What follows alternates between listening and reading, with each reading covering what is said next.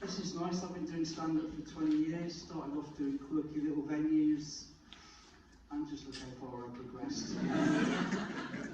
The set from EastEnders. Ivy growing on the wall.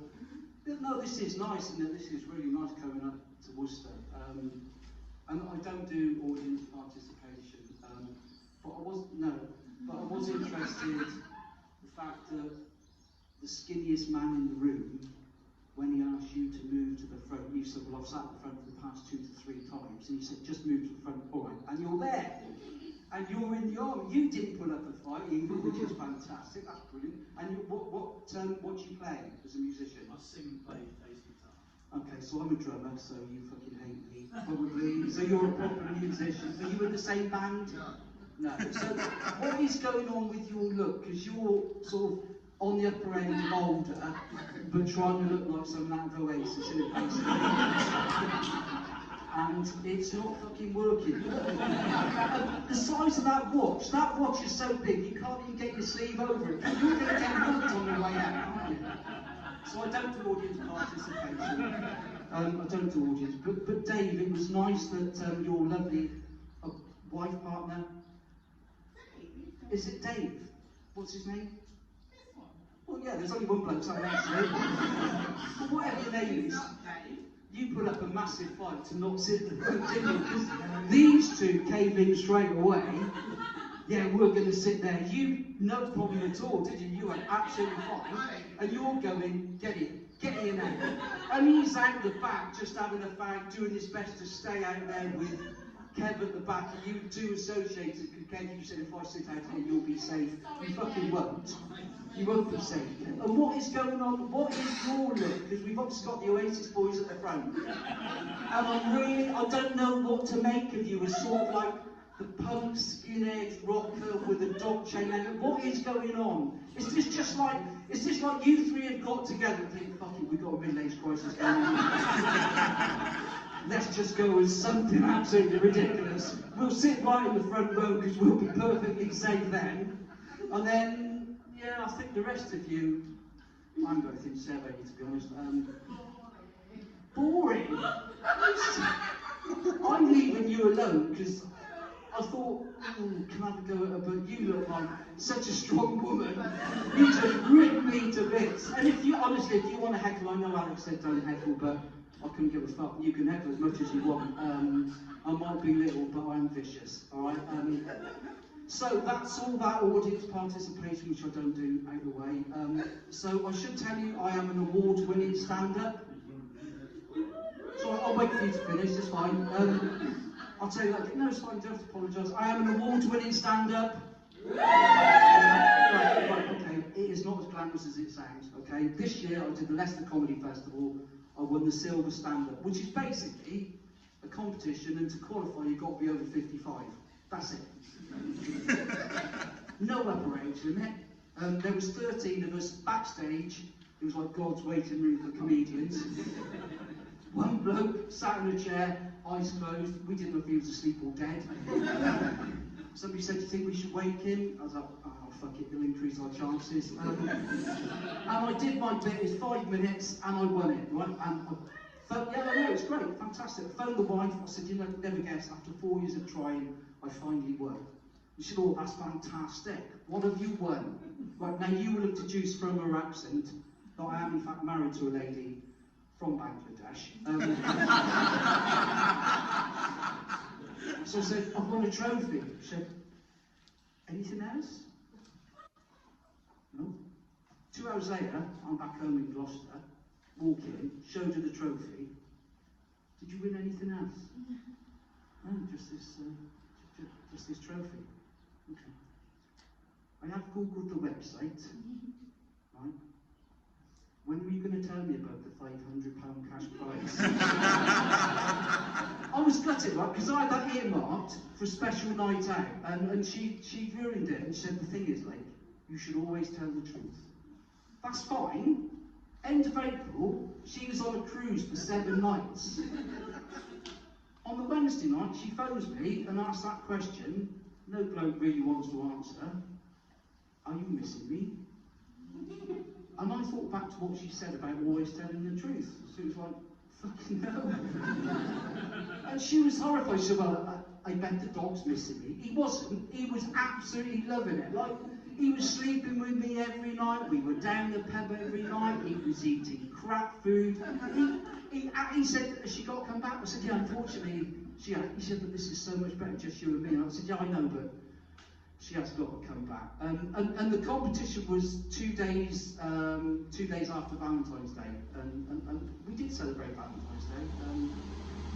I phoned the florist, ordered some flowers. It was fantastic.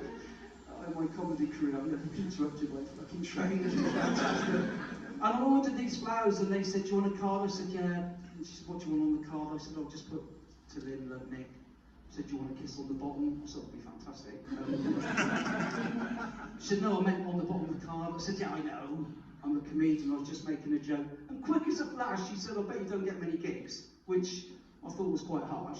Now, I've got to be honest, that joke normally goes down far better than that. So you're going to have to try a lot harder. But we did celebrate Valentine's Day. We had a meal at home because it was cheaper and we're tight.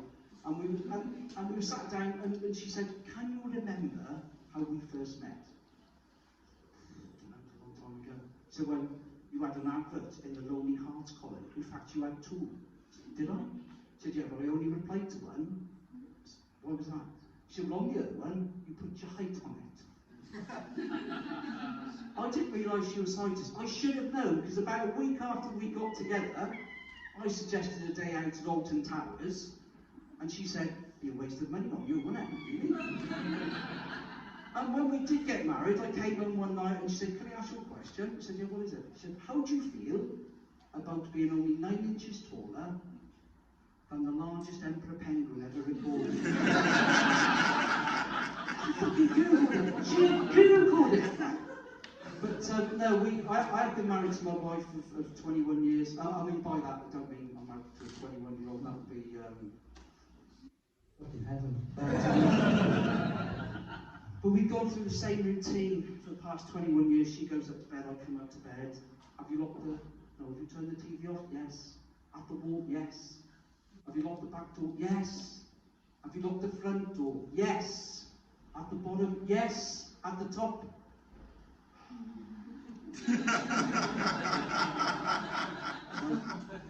And it gets to October, and she's like, I hate this time of year. So you look, why is that? Well, the bottom of the bed's always cold, isn't it? Don't know, my legs have never been down that far. But she said, there's no romance in our relationship anymore. So what do you mean? She said, well, maybe when we're being intimate, just to break the silence, it'd be nice to have some music playing. And she got a fair point. The first problem I had was finding a track that only lasted 35 seconds. But I recorded Make It With You by Brett, which is, you know, just sort of got us in the mood. I think where I went wrong was my choice of song number 2, the theme for Match of the Day. And when she came and I shouted goal, that was it. Apparently it spoiled the mood. And she said, like, there's no surprises either in our relationship. So I took that on board as well. And the other night, she was in the bathroom getting ready. I went to the bedroom, turned the lights off, lit some candles, hid under the bed, and when she came in, I just grabbed her ankles. And apparently that wasn't the surprise she was looking for. You want to try it? It's fucking brilliant. But she did surprise me just before Christmas, because she said, you have remembered you're picking me up from my work stool tomorrow. Now that did come as a surprise, because she's self-employed. And works from home. I said, no, that's fine. So I met her at the allocated time. She got in the car. All I said was, have a nice time. Are you saying I'm drunk? Oh, don't. No, but clearly you've had a drink. Well, I don't think you love me. In fact, I don't think you've ever loved me. Is that her? Well, I do, I have. Can't guarantee going forward. Well, if you love me, you can prove it right now. I said, well, how am I going to do that? She said, you can get on top of me and make love to me. I said, well, that's not going to happen. She said, give me one good reason. I said, well, I'll tell you what, I'll give you three. I said, what then? Number one, it's 4 o'clock in the afternoon. Number two, we're still outside Wetherspoons in the middle of Gloucester. And number three, we've got your girlfriend Chris in the back of the car because we're giving her a lift home. And that's the thing, she's got a girlfriend. She was the one, she's been away for 7 nights on this cruise. I wanted one night away with my girlfriend to spend that 500 quid. The shit she gave me from that. We did dry January earlier this year. We still drank. Just no sex. And it was sort of drink related, because Christmas Day I fell asleep at the dinner table at 4 o'clock. I'd had one red wine too many. She said I was a disgrace. She felt embarrassed, humiliated. The other people in the hotel dining room thought it was hilarious.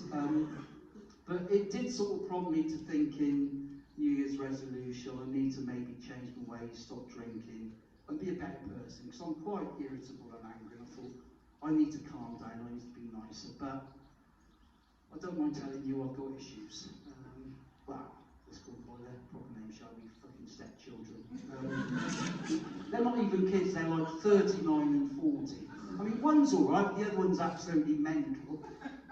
She's a conspiracy theory, she's anti-vaccine. She thinks the trails in the sky, they're all chemtrails and they're going to fall down and control us. And we were just having a chat at Christmas, and I inadvertently used the word Eskimo, right? She went off on one. She was more angry than the cat was just found out it belongs to a West Ham footballer, right? That's how annoyed she was. She said, that is discrimination. I said, Nia, it is not discrimination. I said, look, I was born in 1958, right? That is just a word I have grown up with. I don't mean any offence by it. So the thing is, you've never been discriminated against, have you? So what are you talking about? I'm fucking ginger. Because I suffered as a kid being ginger.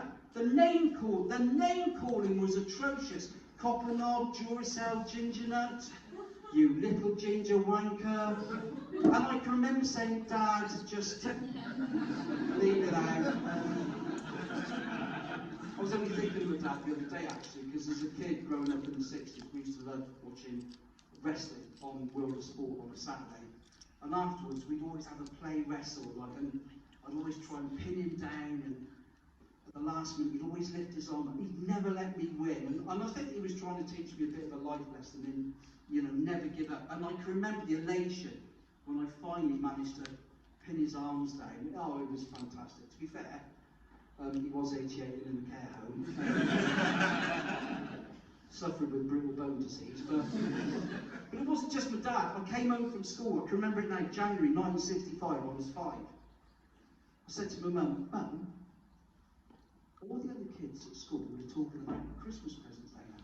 She went, and? I said, well, I didn't get any, did I?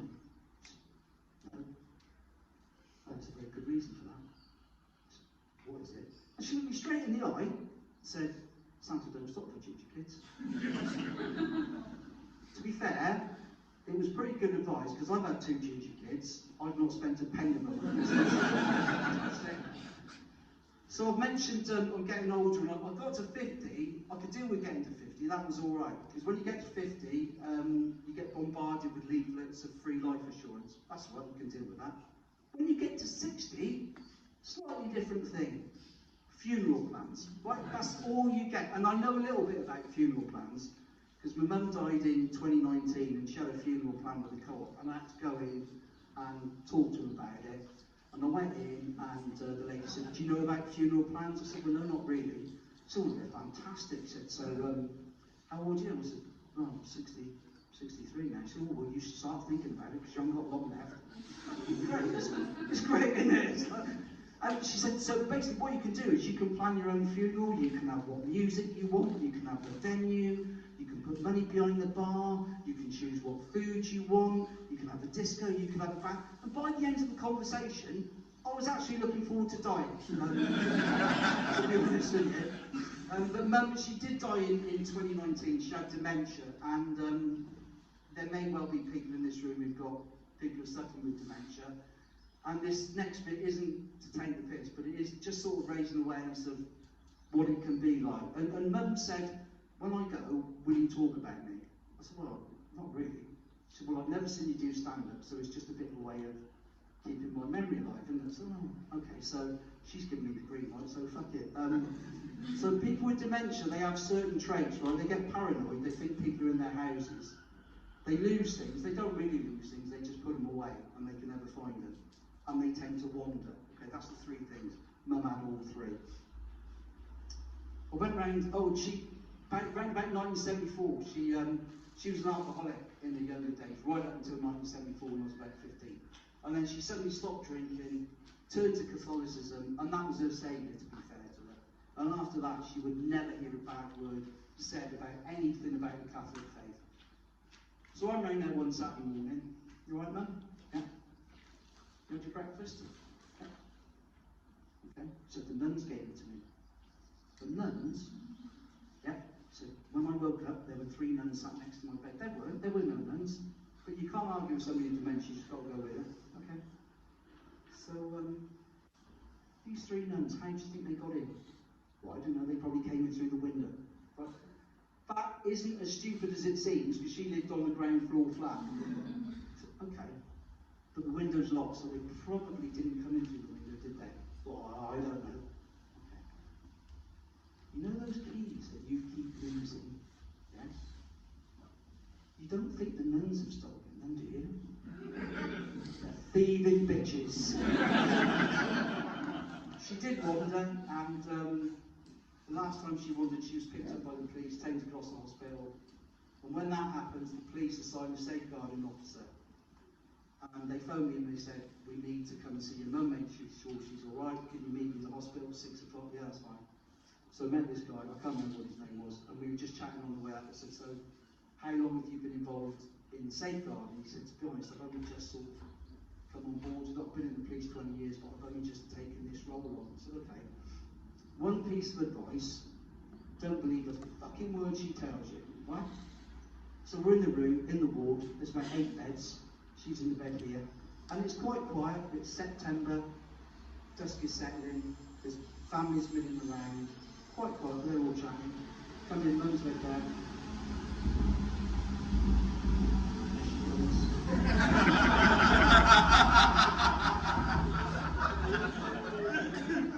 But she was a train driver.